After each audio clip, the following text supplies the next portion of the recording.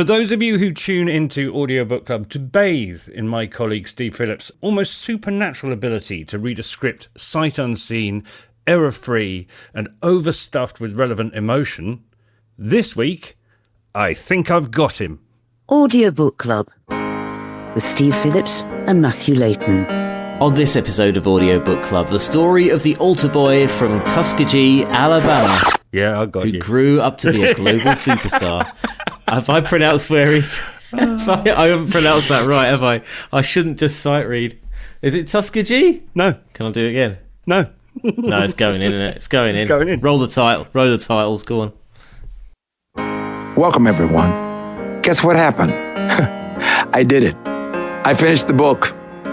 How long did it take? A lifetime. It's all here. All the stories I've never told, and a few that I have. No, it sounds funny, but I just can't stand the pain. Girl, I'm leaving you tomorrow.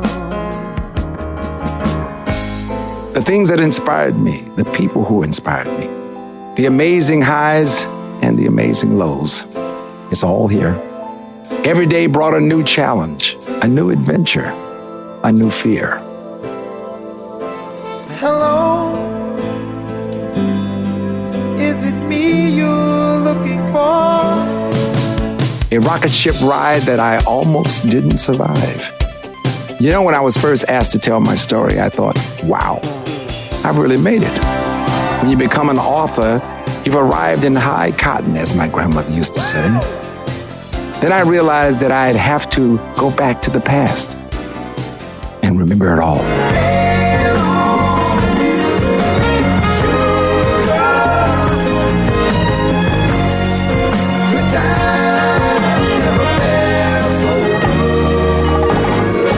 Some of it was so outrageous, I had a hard time believing everything that happened.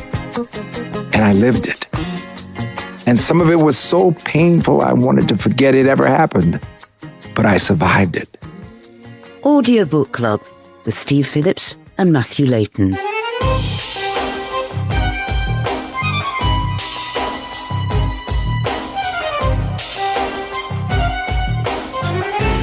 Hello and welcome to Audiobook Club, the podcast about audiobooks that does dancing on the ceiling all night long. Still, truly, Matt. Hello. Hello, Steve. How are you? I'm good, thank you. Well, normally we say the catchphrase this week, we should be casting an ear over. And if you go into Spotify Premium and you put truly in, it's either a music thing, as Ian's song, or it's going to be this week's audiobook. Don't press the wrong button. So what I say on Spotify Premium. You're enjoying Spotify, aren't you? Is that where you casted an ear over truly Lionel Richie's autobiography, which is our book of choice? Well, Matt, you say that because this afternoon I went to go and resume the book and it just said, yes, you are now out of this month's Spotify limited minutes or words or something. You've got to get resets. It resets in the end of the month. It's October the 2nd. Well, have we recorded it's October the 2nd?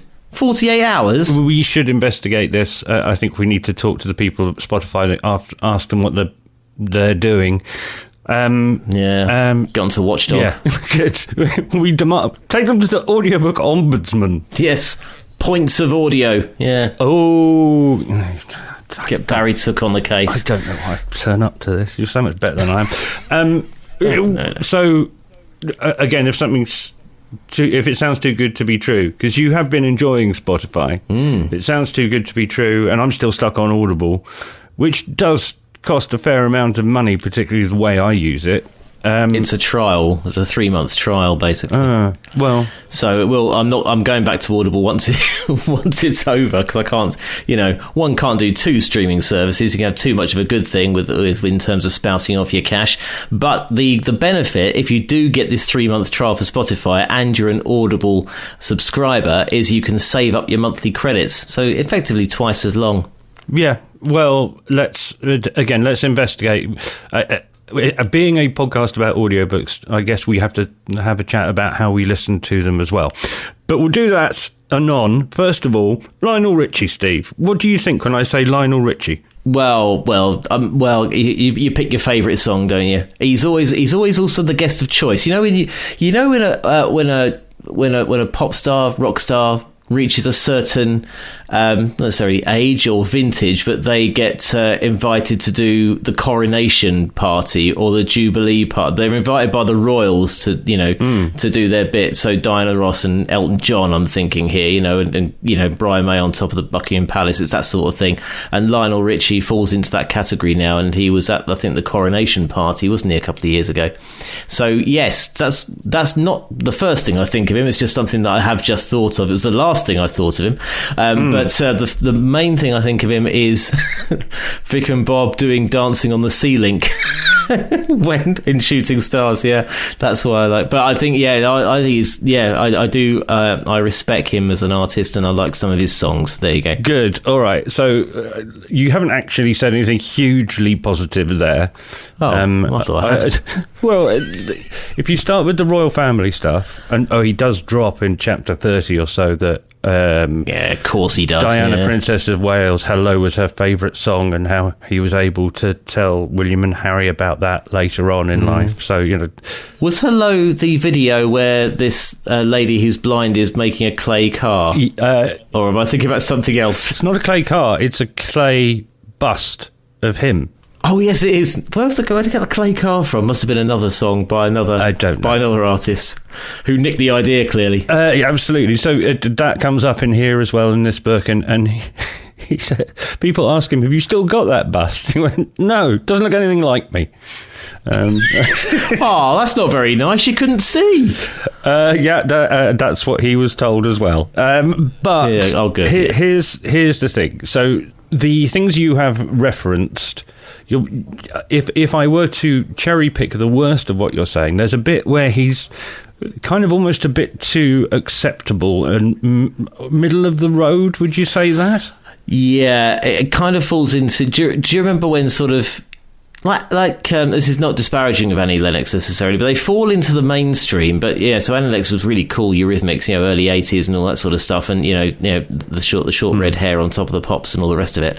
And then they, at a certain point, they I think once you get invited to do concerts by the royal family, I don't know whether you sort of you're mainstream, aren't you? You are mainstream. They're not going to choose, I don't know, Lemmy or Portishead, are they, for things like that? So they tend to choose. You just reminded me of so I had Diva, the first Annie Lennox solo album, and then the one that came after that was an album of covers called Medusa, and I didn't buy it because I read an article in Q magazine that described it as synthesizer road death. Now that's a good name for our band. Yeah, it is. Look, we know him for songs like All Night Long, Easy Still, Endless Love with Diana Ross, Running in the Night, Dancing on the Ceiling, Sail On. All of them, could be wedding favourites. Yeah, classics. The thing that grabbed me about this book was, of course, he was born in 1949, and he was born in Tuskegee, Alabama, which was still segregated at the time. Yeah, of course. And he talks about his grandma's collard greens and candied yams, and then the racism stuff does touch his life. I'm going to play you a little clip now. Finally, we arrived at the store and parked curbside. Dad kept his hand on my shoulder, guiding me toward the entrance. It took all of 10 minutes to find the items we needed and pay for them. Then we headed out the door. In one arm, my father had the bag of goods we'd just bought, leaving his other hand free to take my hand. On the way back to our car, I spotted a public drinking fountain. Thirsty and hot, I did what any 8-year-old would do. Let go of Dad's hand and ran right up to the fountain. There was a box that I could step up onto to be able to reach my mouth to the water, but I wasn't tall enough to see above it where there was a sign that read, "Whites Only." My focus was only on getting up to where I could get a big drink of water. As soon as I finished gulping from the fountain, I heard men's voices, white guys talking down to my dad, and I heard the word nigger for the first time in my life directed towards someone I knew. They all said it over and over to Dad. When I turned around, I could see the men's faces looked red and real angry, but almost glad, like they had an excuse to be loud and threatening. Nothing told me that I was the culprit. They were saying words to the effect of, "Get your nigger boy away from the fountain. Can't you read?" And they kept it up, egging each other on, closing in on Dad. So, yeah, when you think of him, dropping names like the Princess of Wales, it's actually the beginning of this book is a real sort of piece of social history. And so if he's 8 years old, that's 1957. Tuskegee happens to be where Rosa Parks was from as well. So that predates her sitting at the front of the bus, basically. So it is a totally different world to the one that you and I live in, and perhaps to the wedding breakfasts where his music is played, both the upbeat stuff and the smoochy first dance things. It's quite a happy thing to say in a perverse way, that it's absolutely shocking. I can't imagine a world where that happened. And I think we're probably quite sheltered from it, because there are parts of the world where this does happen. Yeah, and we've come some way. We're not all the way there yet, I think, is possibly the answer to that. So I have a thing with Lionel Richie where I think I mentioned this last week, that I really like his music. It's right up my alley, and I look at the shelf to my right and I can see the copy of Back to Front, his greatest hits on cassette. And then I did the thing that gets mentioned in the book, which I rebought that album on CD. I've got a Commodore's greatest hits, and so 1989, Steve, I was 15 years old. No. And basically, that's the bit where you're meant to get the exciting new music that defines your life. And if you were my age living in London, the only things you could hear was that were sort of edgy and not mainstream were either things like the Wonder Stuff and Ned's Atomic Dustbin, Erasure, or rave music. Neither of which, I didn't think any of them were any good. So no, you were plumping for what I can only tell you, mate, that essentially what you were picking there was the hospital radio request #1, because it was once, twice, 3 times a lady. Yeah, but #1 again. So what I did at that point, when that was actually, I went back to the 60s. My best mate and I found a tape of James Brown. Then we found some Stevie Wonder, and we went chronologically through it and got to sort of Curtis Mayfield and Isaac Hayes and stuff like that. They had proper musicians. Yeah, absolutely. Yeah, and I love that kind of music. And part of that, and part of my happy childhood memories of that, are, and this is nearly 35 odd years ago, Lionel Richie's greatest hits, and it was the one we'd put on a Saturday morning. So he's part of that canon, and certainly it does say in this book that he was he was in a funk band, but found it a bit difficult because he was writing ballads. So he's got more credibility as an artist than you would think. And again, so I came to this book as a fan and excited. Yeah, I'll bet. I mean, these songs, you tell that to 1989, and I completely understand. Yeah, you probably listen to his stuff now, don't you? And it just evokes memories, doesn't it? It just sort of takes you back. It does take you back in time. Music has got an amazing way of doing that, hasn't it? I think Easy is still, it still gets played in my house on a Sunday morning once a month. It hasn't, I think Faith No More covered it ironically, but it's a really good song. Yeah, it is. It is a classic. It is a classic. It's a lovely song.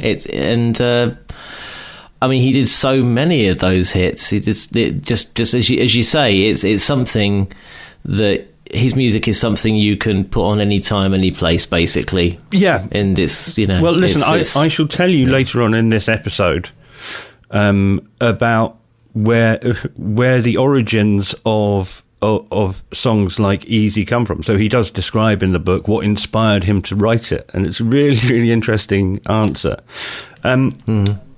But before we get there, can you point us in the direction of our 3-step process? Here we go. Back to structure, folks. So we have the author, number 1, where we discuss the author, which we have done to some extent already, actually. Then we talk about the text of the book. Is it a good read? And then the third, of course, is the audiobook production and performance. What do we think of it? And does it bring anything extra to the printed version? So we can carry on with step 1. About the author. Yeah. And let me do the process of research, copy and paste from Wikipedia bit that I do every week. Well done. Lionel Brockman Richie Jr., born June the 20th, 1949, is an American singer, songwriter, musician, record producer, and television personality. He sold over 125 million albums. He's won an Oscar, a Golden Globe, and 4 Grammy Awards. He rose to fame in the 70s as a songwriter and co-lead singer of the Motown group Commodores, writing and recording the hit singles Easy, Sail On, 3 Times a Lady, and Still. Those were with the group. He departed in 1980. That gets covered in this book as well. And then he wrote the single Lady for Kenny Rogers. He now is, and the reason he's re-entered my life is because he is an American Idol judge and has been since 2018. And those audition things are great to watch when you've got 2 7-year-old kids. So it was lovely to see him again. I actually interviewed one of the contestants who he was a fan of in my last gig, and her name was Shay Wynn. And the reason I was talking to her is because she was blind. So it's when I was doing the blind show. And my question to her was, what does Lionel Richie smell like? And the answer is, he smells lovely. He smells clean and of soap. And apparently, I wasn't the first person to ask that. Really? So that's all the positives. That's the biography that the publisher would be happy with us reading. Can I hand over to you to do your bit, which is, as aforementioned, the only reason people listen to this garbage. You, with your supernatural cold reading powers, doing the blurb from the back of the book. It's like a ghost. The ghost will now read this out, this blurb. As a storyteller, second to none, Lionel Richie is ready to tell it all. In this intimate, deeply candid memoir, Lionel revisits hilarious and harrowing events to inspire all who doubt themselves or feel their dreams don't matter. Lionel chronicles lessons learned during his unlikely story of remarkable success. His dramatic transformation from painfully shy, tragically late bloomer to world-class entertainer and composer of love songs that have played as a soundtrack of our lives. Funny, warm and riveting, Lionel recalls his Funny, warm and riveting, Lionel recalls his childhood in Tuskegee, Alabama, where he grew up. Yeah, I got it right that time. Yeah, thanks very much indeed. Where he grew up on its university campus during the heyday of the civil rights movement, raucous adventures as a member of the Commodores, coming of age in the late 1960s Harlem, culture shock playing gigs on the French Riviera, the big break of being signed to Motown, his meteoric solo career that included an Olympics performance witnessed by 2 billion around the world, and all the way through to writing and recording We Are the World and his current multi-generational fame as a judge on American Idol. Even with its turbulence, loss and near calamity, Lionel's journey takes us on a thrill ride and delivers a memoir for the ages, reminding us of the power of love to elevate our own lives and our world. Lionel for president, I say after all that, do you know what I mean? Come on. Yes.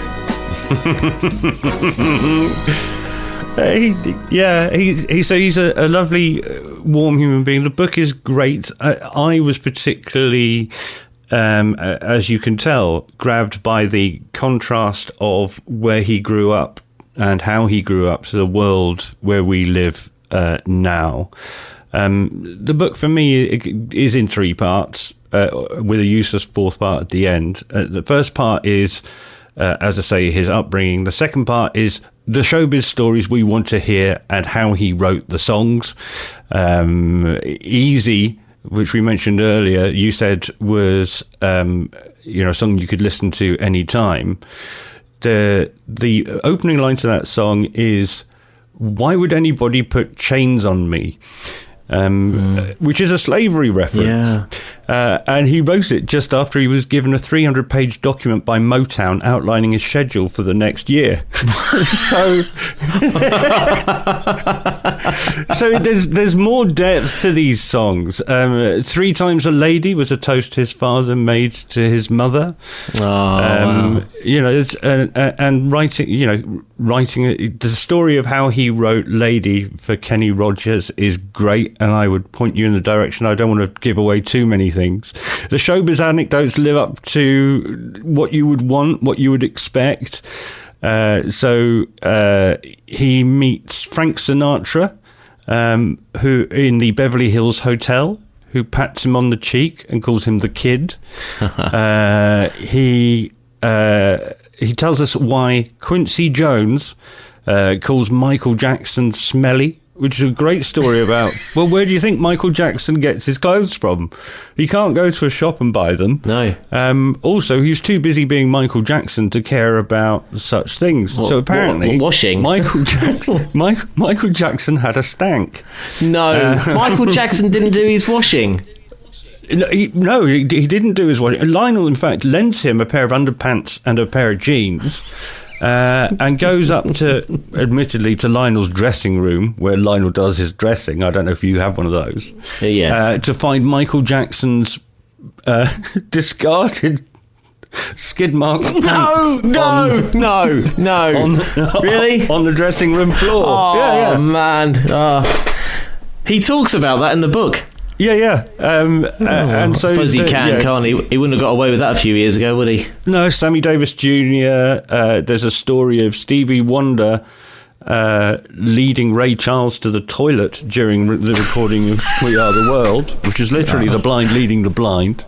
Elizabeth Taylor and Liza Minnelli pop up a couple of times. Prince, he apparently was great friends with. So there's that bit there, which I found really interesting. He then has a nervous breakdown after about in the late 80s. He disappeared for 3 years and nobody noticed. But he was on a beach in Jamaica, drinking a bottle of champagne a day on the beach and being dragged back into the hotel drunk by the staff. So there's loads of stuff there, and then there is the inevitable bit at the end where he tries to bring it all together and say, I've been through the rough and the smooth. I'm a mentor to all these young people. I thank all my mentors. But they're just at that point, there started to be a couple of cracks showing. And the expression "never meet your heroes." Well, certainly Lionel Richie, as presented, Lionel Richie for president is one of mine. But there's some dysfunctional family stuff. Yeah. Part of his reason that he left the Commodores was because, of course, the real money is not being the singer or the saxophonist; it's in writing the songs. Coldplay famously, Chris Martin just shared, it's divided all 4 ways, but his success was part of the thing that broke up the Commodores. And then later on we get to his divorce, and he's been talking about love and stuff, but all of a sudden, somehow, with the sentence, my wife and I were separated at the time, he's living with, frankly, somebody he's met at the Olympics at one of his music videos, a beautiful woman called Diane. And the whole divorce stuff it's touched on briefly. I don't think he takes any responsibility for it. And yeah, I just there were bits like, you know, this claims to be a candid biography and that he is older and wiser, but I just think there needed to be a little bit more of the contrition stage. There's a little bit of, you know, it's not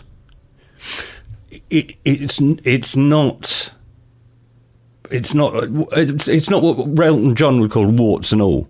You know, Elton John, when we read his book, like my book of the year last year, was great because Elton was prepared to show himself to be an inadequate human being. Lionel claims he's doing the same thing, but I think there are just, as I say, the nice veneered man from American Idol and the Hello video, who we can picture in our head with the moustache.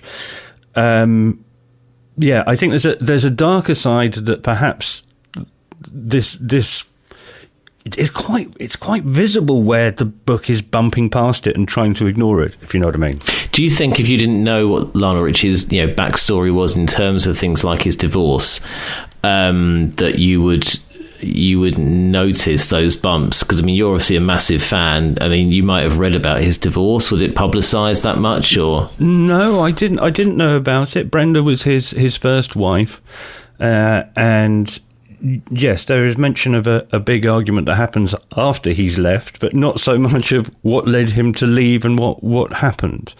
I am still a fan. For example, I didn't know his daughter, Nicola Richie, who's quite famous. Actually, they adopted her when she was, well, they took her in when she was 4 years old. She was the niece of Prince's drummer Sheila E, and the parents had the child but were both touring musicians, so he just kept seeing this child 3 years old on a stage banging a tambourine, and it tells Nicole Richie Nicole Richie, sorry, and he calls her Nikki in the book. She's known as Nicole Richie, but yeah, he adopted her full time when she was 9 years old, and then promised to be with her as her father all the time. I had people in glass houses, but it just seems that the further down that road, he's then not there when he leaves Brenda, his wife, if you know what I mean. So, the cracks have started to show, and actually. In terms of the book, you mean? Yeah. In terms of him, yeah. And okay. the as I say, the inappropriate word that I'm using is whitewashed, of course. But the way things are slightly hidden, but you can, and he's not quite taking responsibility for the dark bits. And I wanted to ask him more. But the other thing that you've probably noticed is the last clip I played you. It wasn't Lionel talking, and it is. You and I always go, read by the author is not always a good thing. But you think with Lionel Richie that his voice is his instrument in so many ways that I wanted to hear him. But they've hired a bloke. Can I play you a clip to take us into the audiobook review? Yeah. All right, here we go. What you're about to experience is a celebration of the collaboration I was fortunate enough to have with God, and the pact that I made with him or her or the universe. If you allow me to be a storyteller and tell stories that touch people, I will make sure to include the message that love is the only answer to solving our hardest problems and our deepest fears. As a songwriter, 3 words gave me the e-ticket ride of a lifetime. And those 3 words, I love you. No matter where I go, no matter how much time passes, the truest lessons I've learned is that love is the greatest story any of us will ever tell. I want you to know that this book, truly, is my song to everyone. Thank you for coming on this ride. I hope you enjoy it. You ready? Let's go. And go he indeed does. And in steps Blair Underwood to voice the remaining 28 chapters. So if this important pact you've made with God is so blooming important to you, why couldn't you be bothered to read the audiobook? Surely if this is your mission, we need to hear this in your own voice, Lionel. Yeah, I mean, when it comes to this, and we've talked about this before, when it comes to autobiographies, there's nothing beats reading it being read by the author. Even if we don't think it's very well read, it's genuine. It's genuinely from them. I don't really... I can't resonate with books, and I don't finish books. I'll start them, but I just can't be bothered because it's not the person reading it is not the person whose events it happened to, you know? Yeah. So the guy who reads this is Blair Underwood. His other credits on Amazon/Audible include The Word of God Audio Bible. He has done the audiobook. Oh, next week's book. Next month's book. He's also done I Have a Dream, the Martin Luther King, the audiobook version of the printed speech. Wow. And he's also the voice of the Twilight Zone. He has a sonorous, resonant voice. He's clearly an actor and a voice artist of some talent. But I've just been looking back over my notes, and I've got one that says, "Stop fucking over-laughing when you're delivering what was written as an important piece of social history." So at the beginning, he's a bit too much. He does calm down as the book goes on. But... and again, I'm just a whinging old tart, and frankly, I should man up and cope with this. And I got lots of information and stories that I really loved, but I'm very disappointed that Lionel Richie has broken his deal with God about the message of love because he couldn't be asked to sit in a studio for 14 hours. I have a thing with the Spotify people because I started it does say by Lionel Richie, read by Lionel Richie, but you're always the first person to go. Oh, does it? Okay, so Audible credits both, but you're always the first person to go, oh God, is it one of those again where the author reads the first chapter and then reads the last chapter?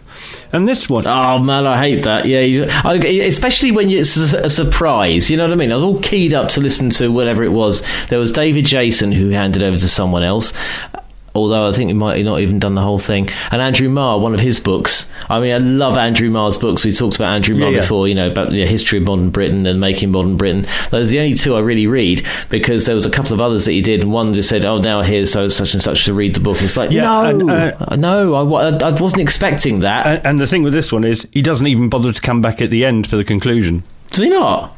No. No. Well, this is very disappointing. It just peters out with the actually, it does gun. say Blair Underwood. If you listen to read the notes in Spotify, just looking at it, it does say Blair Underwood. Yeah, but again, So, but I hope it's not going to happen. But I hope Lionel Richie hears what we've said and re-records his audiobook, because it'd be much better. Yes, absolutely right. Absolutely. There we go. Yeah. Much like the author of next week's book. Oh. You know, reading their own stuff, you know what I mean? Oh, no, there's hired hands in that as well. But there are hired hands, good hired hands as well. Are you wrapping us up? I think it feels... No, not at all. It feels like we could expatiate endlessly on Lionel, I think. But that said, now you've mentioned, you know, Blair Underwood and everything, it's, you know...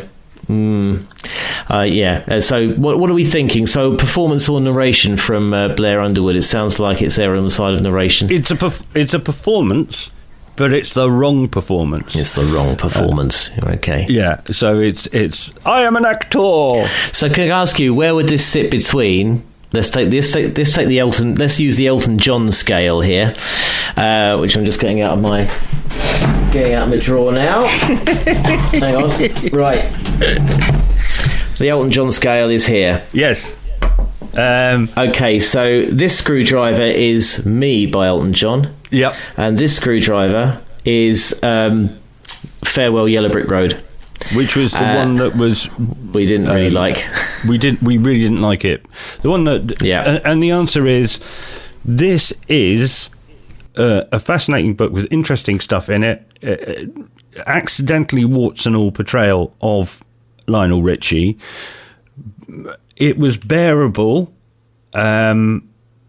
because I was interested in the subject matter, fascinated by it, and I love a showbiz story. I love the stories of the recording of We Are the World, when Lionel Richie stopped hunger all over the world. But I was irritated by the fact he couldn't be bothered to record it.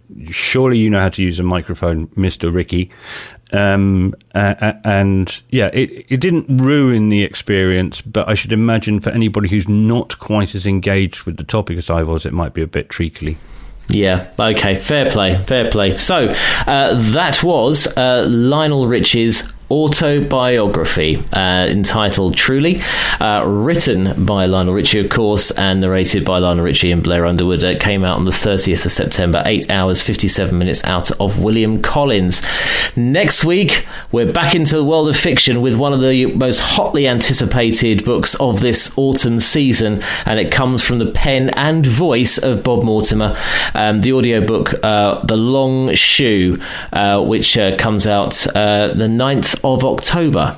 So again, it says here that the narrators are Bob Mortimer, Diane Morgan and Arabella Weir, but judging from our experience of his previous work, it won't be him ducking out because he can't be bothered and getting the other people in. It's effectively a full cast recording, or a full cast recording light, and those people will be brought in to read individual chapters, and Bob Mortimer will probably be... I'm looking forward to it. I'm not dreading the fact that there are more narrators on there than... No, he's got form on this because the Hotel Satsuma was the same thing, wasn't it? Read by different people as well. Yeah, and I really enjoyed that. And again, it's much more up your Strasse than mine. But I have to say, that book last year converted me to the Church of Bob Mortimer. And yeah, I'm looking forward to this one. The Hotel Satsuma. I've just combined his first two books together, which was the Satsuma Complex, followed by the Avocado Hotel. The Avocado Hotel and the Satsuma. Do you know what? I didn't say it because I couldn't remember. I was like, surely it's not. I was saying Satsuma Hotel in my head. It's not the Satsuma Hotel. Yeah. so I let you fall into that trap because I had already fallen in it myself. The one thing we can say is that with about this book, about next week's book, is The Long Shoe. He's definitely moving away from fruit, which is a relief. What does a long shoe mean? It's so Bob Mortimer. What a legend! It's knowing Bob Mortimer, the little that I do, I should imagine it's something you did, because I obviously have a shoe in cards if I'm overthinking it, but a long shoe sounds like some sort of disability aid from the 1970s. Oh, look, he's got a pair of long shoes on. No, you just have one long shoe for your club foot. Oh, really? Oh, is that how it works? I don't know. No, I'm asking you. Yeah, well, I don't. You're asking like I've got medical advice and history. I've no idea. No, Get Adam Kay on. I don't know. I want to know what does the long shoe mean, and I'm sure we will have found out by this time next week. Yes, there's a blurb here actually. No, get me out of bed enough now. Okay, right. Thank you, dear listener, for listening to us this episode. As ever, truly. That was Lionel Richie's autobiography, which we're recommending, and hope you get on with it. Okay. If you want to have a chat about Bob Mortimer's latest release, The Long Shoe, it comes out 9th of October. It's going to be a bit tight for next week's recording. Another marathon there. Then our social hashtag is Audiobook Club, and we are on Blue Sky and Instagram at Audiobook Show. Please join us for the chat, and we shall see you next time. Nice. Audiobook Club with Steve Phillips and Matthew Layton.